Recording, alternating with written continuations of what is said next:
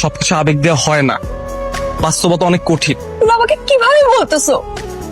You know how much I love you.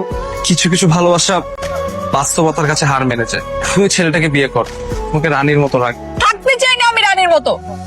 You are a selfish person. আগে জানলে আমি তোমার মতো ছেলেকে কখনো ভালোবাসতাম না। চলে যাচ্ছি আমি তোমার লাইফ থেকে, আর কখনো তোমার চোখের সামনে আসবো। ভাইয়ের তোমার ভাবি মিলি, আসো আসো। আমি বরং আরেকদিন এসে খেয়ে নেবো ভাই। কেন, আমরা একসাথে খাবো, এই জন্য তোমাকে নিচে নিয়ে আসলাম। সমস্যা নেই ভাই, আজ উঠি। কি ব্যাপার, 1 টাকা যদি তোমাকে দিয়ে ঠিক মতো হয় না? কোনো কাজই তো ঠিক মতো পারো না। এক গ্লাস পানি দিবা মেহমান আসছে, সেটাও ঠিক মতো পারো না, পানিটা ফেলে দিলা। যাও থেকে। 4 বছর পর মিলাকে আমি এভাবে দেখবো আশা করিনি।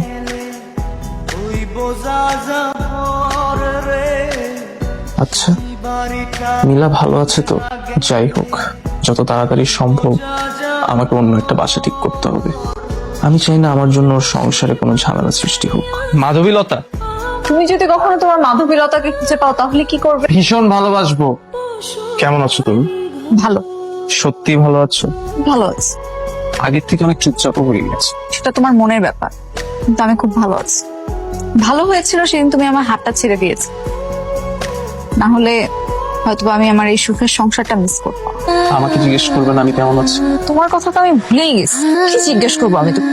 তবে একটা কথা বলি, যত দ্রুত সম্ভব এই বাসা ছেড়ে চলে যাও।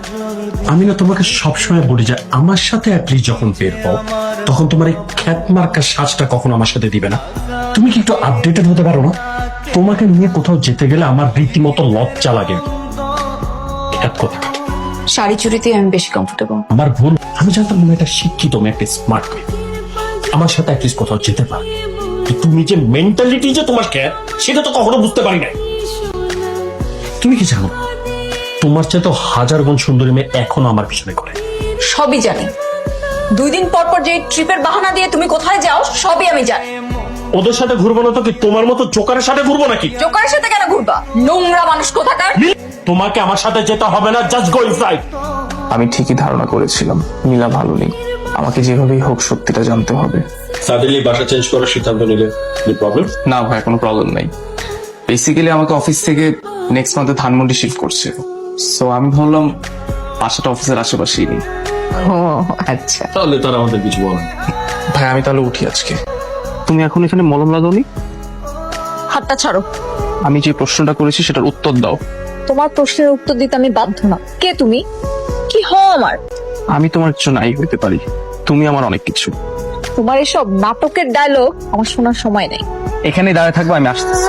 কেন তুমি বারবার আমার সামনে আসছো মাহির? তোমার নাম যে এখনো আমার প্রার্থনা। তোমার সাথে কাটানো স্মৃতিগুলি বৃষ্টির মতো কখনো হালকা, কখনো বা ভারী, যা আমাকে সবসময় ভিজিয়ে রাখে। তোমাকে না পাওয়ার দুঃখগুলো বিছানার তলে রাখা পুরনো সংবাদপত্রের মতো হয়ে যাবে।